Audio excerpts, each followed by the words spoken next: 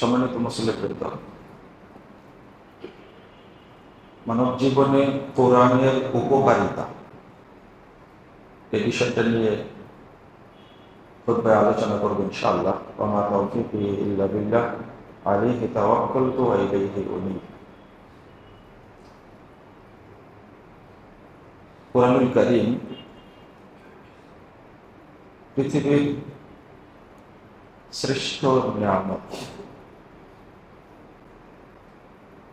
এবং আল্লাহর শ্রেষ্ঠ মুজিজা।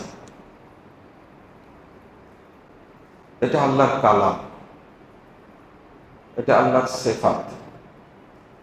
আল্লাহ রাব্বুল আলামিনের একটা সিফাত আমরা পেয়েছি, সেটা হলো তার কালাম। আল্লাহ যে সমস্ত গুণাবলী আছে, যেমন হাত আছে,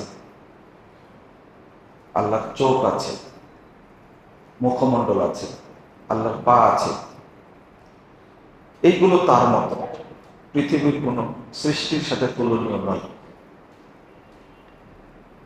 কিন্তু আমরা চাইলেই আল্লাহর হাত আছে মুসাফা করব, এটা সম্ভব না। আল্লাহর মুখমণ্ডল আছে, আল্লাহ এত সুন্দর, চাইলেই আমরা দেখতে পারবো, এটা সম্ভব না। এটা মৃত্যুর পরে জান্নাতে আল্লাহকে আমরা দেখবো ইনশাআল্লাহ। কিন্তু আল্লাহ রাব্বুল আলামিন একটা সিফাত আমাদের জন্য দিয়েছেন, সেটা হলো তার কালাম, আল কুরআন। তো আল্লাহর সিফাতটা কতটা গুরুত্বপূর্ণ হতে পারে আপনি নিজে নিজেই চিন্তা করবেন। এজন্য যখন কোনো মুমিন বান্দা তেলাওয়াত করে, তখন তাকে প্রথমত মনে করতে হয় যে এইটা আমি আল্লাহর কালাম পড়ছি, অর্থাৎ আল্লাহর সাথে আমি কথা বলছি। 2 নম্বর, এই যতক্ষণ তেলাওয়াত করব আমি, ততক্ষণ আমার পাশে অসংখ্য রহমতের ফেরেশতা উপস্থিত থাকে। 3 নম্বর, যতক্ষণ তেলাওয়াত করব ততক্ষণ আল্লাহর পক্ষ থেকে রহমত, বরকত, সাকিনা নাজিল হতেই থাকবে। আমি যতক্ষণ তেলাওয়াত করব ততক্ষণ মনে রাখতে হবে যে এই প্রত্যেকটি শব্দ, প্রত্যেকটি অক্ষর, প্রত্যেকটি আয়াত আমার জন্য কাল কিয়ামতের মাঠে সাক্ষী দান করবে। প্রত্যেকটি অক্ষর আল্লাহর কাছে সাক্ষী দেবে। আমাকে মনে রাখতে হবে যে আমি তেলাওয়াত করছি, এই কোরআনই আমার দুনিয়াবী জীবনে যাবতীয় কল্যাণ দিবে এবং পরকালীন জীবনে কবরের আযাব মুক্ত করে, কিয়ামতের ভয়াবহতা মুক্ত করে, পুলসিরাত মুক্ত করে আল্লাহ আমাকে জান্নাত দান করবে এই কোরআনের মাধ্যমে। আমি সারসংক্ষেপ বলছি, পরে আস্তে আস্তে একটু বিস্তারিত বলবো। যিনি কোরআন হেফজ করবেন, আল্লাহ রাব্বুল আলামিন তার কবরের আযাব মাফ করে দিবেন। হাফেজের কবরে আযাব হবে না। ঠিক অনুরূপভাবে হাফেজের পিতামাতা বা যিনি অভিভাবক, তারও কবরে আযাব হবে।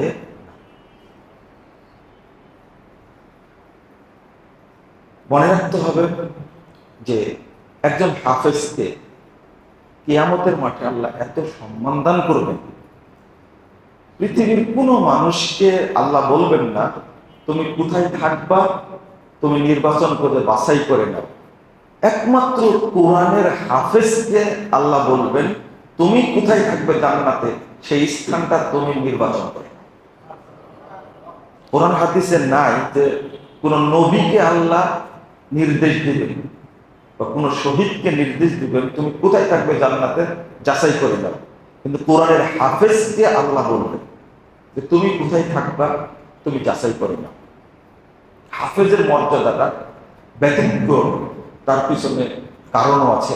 এই জন্য বক্তব্যে আমি বলে থাকি যে যদি কারো জান্নাত ফাইনাল করার চিন্তা থাকে, তাহলে সন্তানদের মধ্যে অন্তত একটা সন্তানকে কোরআনের হাফেজ বানাবে। আমি চাই যে প্রত্যেক সন্তানই কোরআনের হাফেজ।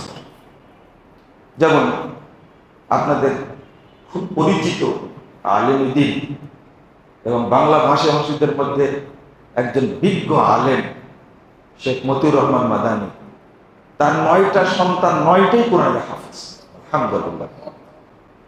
তো কোরআনের হাফেজ হওয়া কত বড় মমত্বের, বড়ত্বের এবং মর্যাদা, এটা কল্পনা করে আপনি আমি শেষ করতে পারব না। তো আসুন আমরা কয়েকটা জিনিস জেনে নেব মাঝখানে, যে আমরা কোরআনটাকে কিভাবে বুঝি, কোরআনটা কি। কোরআন দুনিয়াবী জীবনে আপনার শরীরের আরোগ্য, রোগের আরোগ্য এবং আপনার দেহের আরোগ্য, চোখের আরোগ্য, আপনার মুখমণ্ডলের আরোগ্য, কোরআন যখন আপনি তেলাওয়াত করতে থাকবেন তখন আল্লাহর পক্ষ থেকে এতটা রহমত নাজিল হবে যেটা আমি আপনি কখনো কল্পনা করি।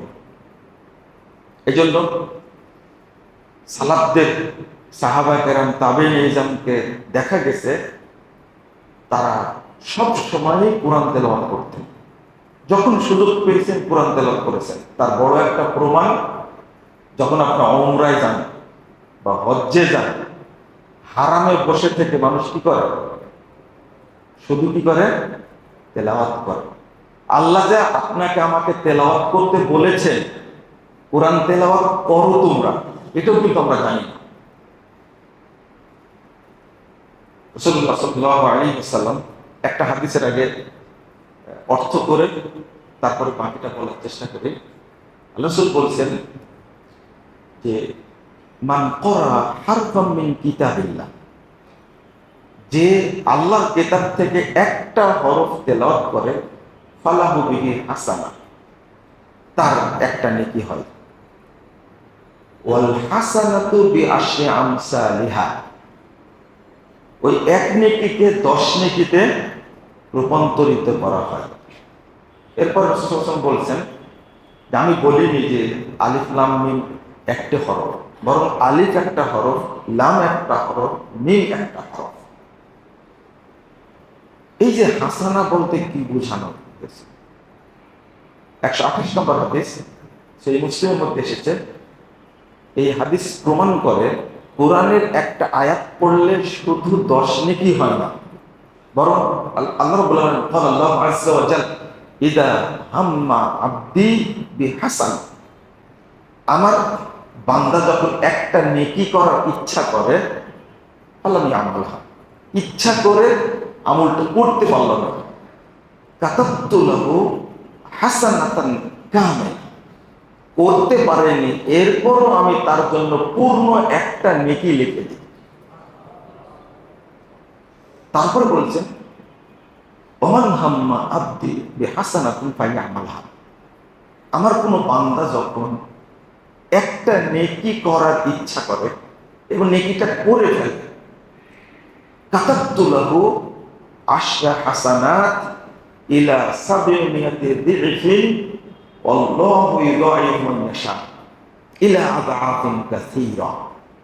আল্লাহ বলছেন যে যখন সে একটা নেকি করে, তখন আমি এক নেকিকে 10 নেকিতে পরিণত করি, 10কে আমি 700 পর্যন্ত বৃদ্ধি করি, 700কে আমি ইলা আদআফিন কাসীরা, অসংখ্য গুণে গুণান্বিত।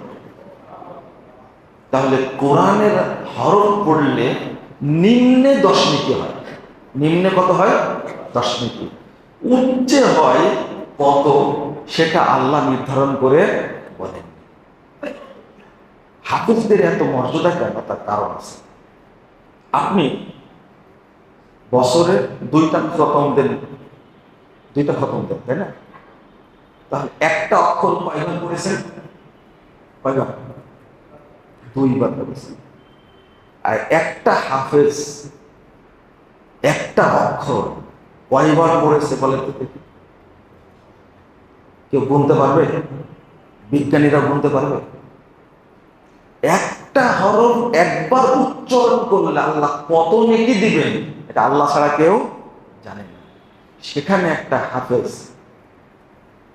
তাদের একটা ধারা আছে নাজেরা পড়া। যখন কোরআন শুরু করে, পড়তে পড়তে পড়তে পড়তে পড়তে 10 বার 20 বার খতম দেওয়ার পরে মুখস্থ শুরু করে। একটা পৃষ্ঠা যখন মুখস্থ করে উস্তাদের কাছে যাই, একটু বেঁধে গেছে, 2 লাঠি মারি দিয়েছে, আবার বলো। কোরআন মুখস্থ করাটা আল্লাহর পক্ষ থেকে স্পেশাল রহমত ছাড়া কারো দ্বারা সম্ভব। কোরআনের 30টা পারা বুকে আঁকড়ে থাকা অত সহজ না।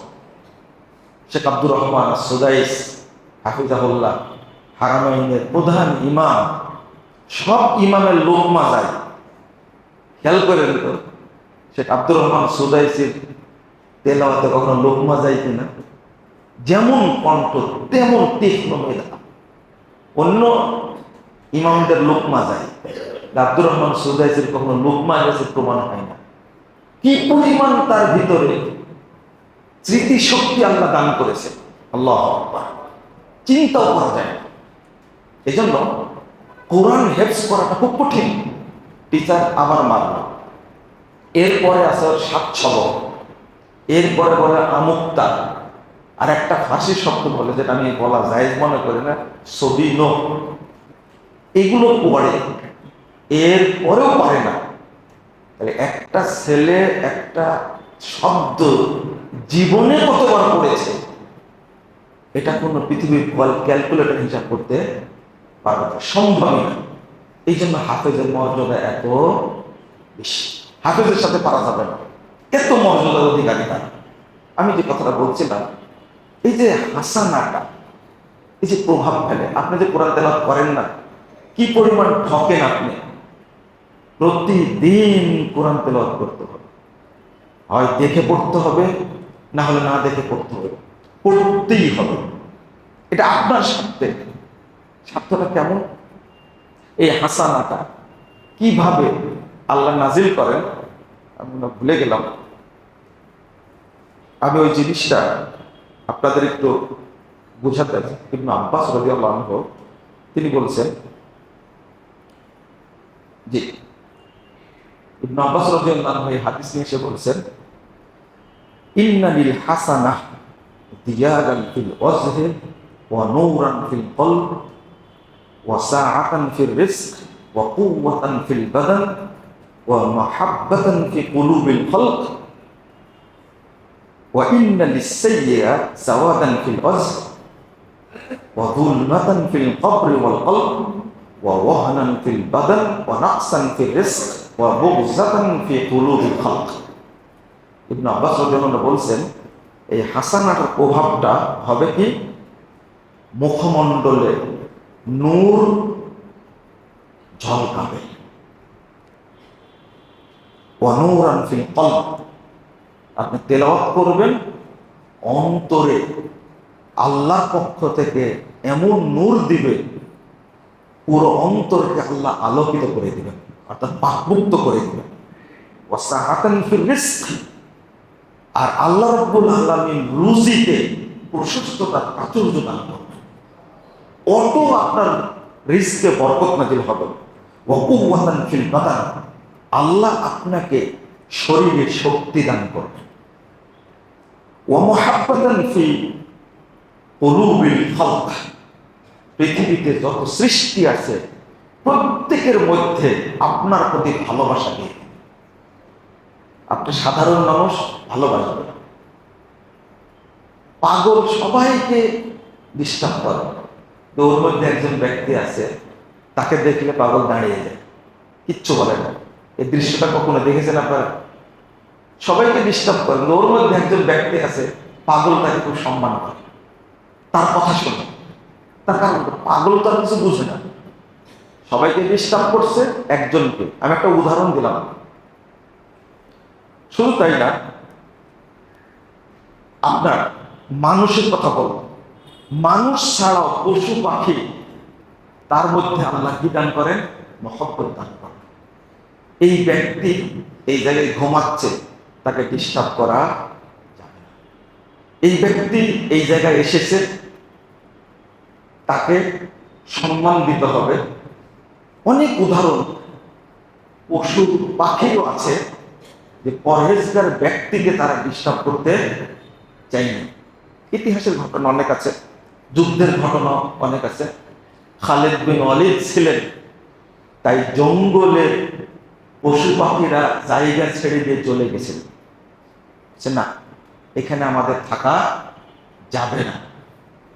দেখি মাহাব্বাতান ফি কুলুবিল খালক, খালক বলতে শুধু মানুষ না, সব চিনি। আল্লাহ যত সৃষ্টি করেছেন সবার মধ্যে আল্লাহ মহব্বত দিয়েছেন। ওয়াইন্না লিসাইয়্যা সাওয়াদান ফিল ওয়াজহি, আর একটা পাপ করবেন আপনি, মুখমণ্ডল কালো হয়ে যাবে। গোয়েন্দারা ধরলে প্রথমে বুঝতে পারে এ অপরাধী কিনা, তার মুখে ফুটে ওঠে। ওয়াজুলমাতান ফিল কবরি ওয়াল কলব, কবরে অন্ধকার হবে, অন্তরটাও অন্ধকার করে দেবে। ওয়াওয়াহনান ফিল বাদান, বয়স হওয়ার আগে শরীরে বার্ধক্য নেমে আসবে। কারো বয়স ৭৫-৮০ হয়ে গেছে, দেখতে মনে হচ্ছে ৮৫ করেনি। অনেক ব্যক্তি এরকম আছে, বিশেষ করে যারা তাহাজ্জুদ পড়ে। ইন্না নাশিয়াতাল লাইল আশাদ্দু ওয়াকাউ ওয়া আকওয়ামু কিলা, যারা তাহাজ্জুদের সালাত পড়ে, আল্লাহ তাদের অন্তর, শরীর, মুখমণ্ডলের মধ্যে এমন একটা আসার প্রভাব দিয়ে দেন যেন তার মুখমণ্ডল, তার দেহে আল্লাহর পক্ষ থেকে নূর পরিস্ফুটিত হচ্ছে।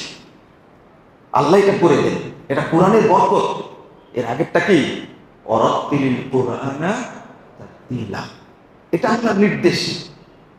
কোরআন তারতিল সহ পড়তে হবে, এটা একটা নির্দেশ। আমি এখানে আর একটা কথা আপনাদের কাছে বলতে চাই। কোরআন আমরা পড়ি এবং যে আয়াত হাদিসটা বলি, খায়রুকুম মান তাআল্লামাল কুরআন ওয়া আল্লামা, এটার অর্থ বুঝি যেটা আমরা, সে অর্থ এটা না। খায়রুকুম মান তাআল্লামাল কুরআন, তোমাদের মধ্যে শ্রেষ্ঠ ওই ব্যক্তি যে কোরআন শিক্ষা করে, মানে কোরআন পড়া জানে, তাই না? এটা রাসূল সাল্লাল্লাহু আলাইহি ওয়াসাল্লামের হাদিস। ওয়া আল্লামা, এবং যে শিক্ষা দেয়, যে শিক্ষা করে, শিক্ষা দেয়, এর অর্থ বুঝি মক্তবে গিয়ে আমরা একটু কোরআন শিখে নিলাম। কিন্তু সাহাবীরা কি বলছেন? ইন্না আফজালাল মুসলিমিন ওয়া আ'লাহুম ইনদাল্লাহি দারাজা মান তাআল্লামাল কুরআন তিলাওয়াতান ওয়া হিফজান ওয়া তারতিলান ওয়া ফিকহান ওয়া তাফসীরান, যে কোরআন শিখে, তেলাওয়াত শিখে, হিফজ করে, তারতিল সহ পড়ে, ওয়া ফিকহান বুঝে পড়ে, ওয়া তাফসীরান তার ব্যাখ্যা জানে, এই ব্যক্তি হলো আল্লাহর কাছে শ্রেষ্ঠ ব্যক্তি। কিন্তু আমরা তো কি জানি? শুধু পড়তে জানি, তাফসীর জানা তো অনেক পরে, অর্থ জানা তো অনেক পরে, ফিকহ জানা তো অনেক পরে। আমরা শুধু অনুবাদ করেছি, এটা পড়েছি। তারতিল কাকে বলে এটা একটু শুনবেন না? আমরা তারতিল বলতে আমরা যেটা বুঝেছি, কোরআনের প্রভাবটা আমার উপরে পড়ে না কেন? কারণটা আমরা বলছি তারতিল মানে ধীরে ধীরে আস্তে আস্তে পড়া, এতটুকু বলেছি, সুন্দর করে পড়া। আসলে কি তাই? না। আমি যে কথাটাই বলতে চাই, অনেক সময় সেই কথাটাতে আপনারা অসন্তুষ্ট হয়ে যান। অসন্তুষ্ট হবেন না, আস্তে আস্তে ইনশাল্লাহ আমরা জেনে নিব এবং সেগুলো বোঝার চেষ্টা করবো ইনশাল্লাহ। এই আয়াতটা নিয়ে এসে ওয়ারাত্তিলিল কুরআনা তারতিলা, ইমাম কুরতুবী রাহিমাহুল্লাহ বলছেন, কথা আমার না, লা তা'জাল বি কিরাআতিল কুরআন বাল ইকরাহু ফি মাহালিন ওয়া বায়ানিন মা তাদাব্বুরিল মাআনি। কুরআন পড়তে কি তাড়াহুড়ো করো না, ইকরাহু ফি মাহালিন, আস্তে পড়ো, ওয়া বায়ানিন, পরিষ্কার করে পড়ো, কি মা তাদাব্বুরিল মাআনি, মানে আস্তে পড়া, পরিষ্কার পড়া, দুইটার সাথেই থাকতে হবে। মা তাদাব্বুরিল মাআনি, তার অর্থ গবেষণা করে পড়ো। ওয়ারাত্তিলিল কুরআনা তারতিলা, আমরা তারতিল বলতে শুধু পড়ি, খুব সুন্দর করে পড়া, কিন্তু কি অর্থ হলো মা তাদাব্বুরিল মাআনি। শব্দগুলোর তাদাব্বুর মানে কি? মানি মানে অর্থ, মানে মানে কি অর্থ, মানাটাকে গভীরভাবে বোঝার নাম হলো কি আত-তাদাব্বুর। আফালা ইয়াতাদাব্বারুল কুরআন আম আলা কুলুবিন আকফালুহা। আল্লাহ রাব্বুল আলামিন বলেছেন কুরআনটা তাদাব্বুর সহ পড়তে, আমরা তাদাব্বুর সহ পড়ি না। বিখ্যাত তাবেঈ আবু হুরায়রার ছাত্র মুজাহিদ রাদিয়াল্লাহু আনহু তিনি বলছেন, আহাব্বুন নাস ফিল কিরাআতি ইলাল্লাহ আ'কুলুহুম আনহু। আল্লাহর কাছে যারা কুরআন তেলাওয়াত করে তাদের মধ্যে আল্লাহর কাছে শ্রেষ্ঠ ব্যক্তি সেই যে ব্যক্তি কোরআনটা বুঝে বলে, সবচেয়ে ভালো বুঝে। এটা তারতিল অর্থ। শুধু এটা না, ইমাম আবু বকর ইবনে তাহের তিনি বলছেন, তাদাব্বার ফি লাতাইফি খিতাবিহি, প্রত্যেকটি আয়াতের মধ্যে যে সূক্ষ্মাতি সূক্ষ্ম বিশ্লেষণ আছে তুমি এইটা গবেষণা করো। তাদাব্বার আই রাত্তিলিল কুরআন আই তাদাব্বার ফি লাতাইফি খিতাবিহি, যত সূক্ষ্ম সূক্ষ্ম বিষয় আছে সেইগুলো গবেষণা সহ পড়ো। ওয়াতালিক নাফসাকা বিল কিয়াম বিআহকামিহি, তুমি নিজেকে প্রস্তুত করো কোরআনের আহকামগুলো মানার জন্য। ওয়াকলবাকা বিফাহমি মানিহি, অন্তরকে রেডি করো অর্থগুলো বোঝার জন্য। ওয়াসিররাকা ফিল ইকবালি আলাইহি, অর্থাৎ তার মধ্যে যে তাৎপর্য বড় রহস্য আছে সেগুলো তোমরা বুঝো। দেখেন সালাফরা ব্যাখ্যা করছেন কত সুন্দর করে, আর আমরা তারতিল সহ কোরআন পড়ো বলতে কি বুঝেছি? সুন্দর করে পড়ো, আস্তে আস্তে পড়ো, শুনতেই না। কতটা নেবেন আপনি? ইমাম সাদি বিখ্যাত আধুনিক মুফাসসির তিনি বলছেন, ফাইন্না তারতিলাল কুরআন বিহি ইয়াহসুলু তাদাব্বুর ওয়া তাফাক্কুর। তারতিল কোরআন তারতিল সহ পড়তে হলে ইয়াহসুলু তাদাব্বুর ওয়া তাফাক্কুর ওয়া তাহরিকুল কুলুবি ওয়া তাআব্বুদু বিআয়াতিহি ওয়া তাহাইয়ু ওয়াল ইস্তিদাদে তাম্মুলা। এত সুন্দর করে বলছেন, অর্থাৎ তারতিল সহ বলতে তুমি পড়ো গবেষণা করে, ওয়া তাফাক্কুর চিন্তা করে, ওয়া তাহরিকুল কুলুবি কোরআন পড়তে গিয়ে যেন বুঝে তোমার অন্তরটা কেঁপে ওঠে। ওয়া ইযা তুলিয়াত আলাইহিম আয়াতুহু যাদাতহুম ঈমানা। তার আগে ইন্নামাল মুমিনুনা ইযা যুকিরাল্লাহ ওয়াজিলাত কুলুবুহুম, এই যে আল্লাহ ওয়াজিলাত কুলুবুহুম, তাদের অন্তরটা ভীতু ভয়ে কেঁপে ওঠে। তিনি বলছেন ওয়া তাহরিকুল কুলুবি বিহি, আপনি কোরআন বুঝে পড়বেন তাতে অন্তরটা কি কেঁপে উঠবে।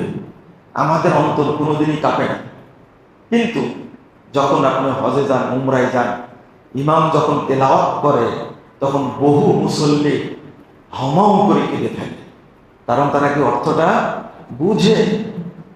ওয়াজিলাত কুলুবুহুম, আমাদের ঈমানও বৃদ্ধি পায় না, অন্তর কি ওয়া ইযা তুলিয়াত আলাইহিম আয়াতুহু যাদাতহুম ঈমানা, ইমানও বৃদ্ধি পায় না। এর মূল কারণ হলো আমরা তেলাওয়াত বুঝতে পারি না। বিশেষ করে সালাতের মধ্যে যে আয়াতগুলো পড়ে, দোয়াগুলো পড়ে, এইগুলো বুঝে না পড়লে নেকি হবে না, সালাতের নেকি হবে না।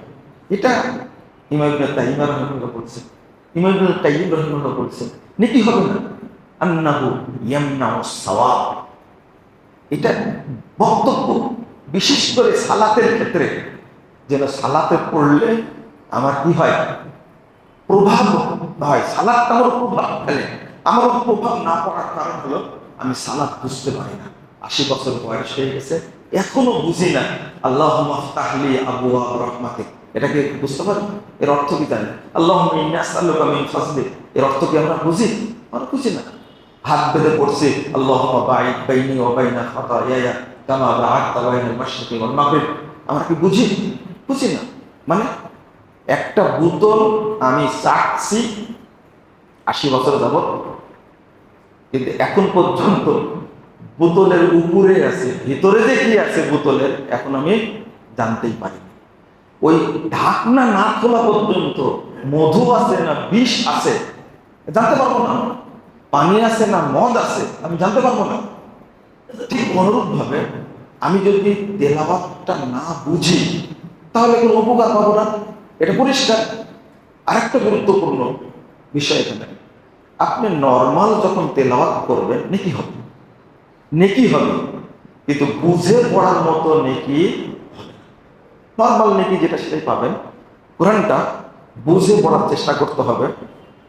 আমি শেষ করে দিই একটা জিনিস আপনাদের বোঝানোর জন্য, শুধু আমি ওখানেই বোঝার জন্য সময়টা একটু নিয়ে নিলাম। আল্লাহ রাব্বুল আলামিন বলছেন, ইন্নাল্লাযীনা ইয়াতলুনা কিতাবাল্লাহ ওয়া আকামুস সালাহ ওয়া আনফাকু মিম্মা রাযাকনাহুম সিররান ওয়া আলানিয়াহ ইয়ারজুনা তিজারাতান লান তাবুর। যারা আল্লাহর কিতাব তেলাওয়াত করে, প্রথম শব্দ আসছে কি, আল্লাহর কিতাব তেলাওয়াত করে, ওয়া আকামুস সালাহ, এবং কি করে, সালাত আদায় করে, ওয়া আনফাকু মিম্মা রাযাকনাহুম সিররান ওয়া আলানিয়াহ, গোপনে প্রকাশ্যে দান খায়রাত করে, ইয়ারজুনা তিজারাতান লান তাবুর, তারা এমন ব্যবসা করতে চায় যে ব্যবসায় কোনো দিনই লস হবে না, কোনোদিন না। তাহলে আমরা কি কোরআন তেলাওয়াত করি? করি না। একজন মুমিনকে অন্তত 10টা আয়াত তেলাওয়াত করতেই হবে, তাও যদি না পারে সূরা বাকারার শেষ 2 আয়াত পড়বে, শেষ 2 আয়াত।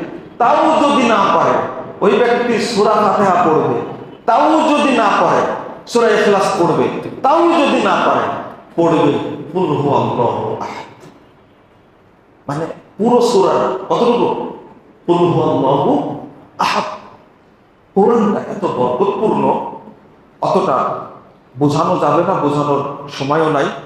আমি আপনাদের বলতে চাই, কোরআন যে তেলাওয়াত করতে হয় এটা আমরা জানি না।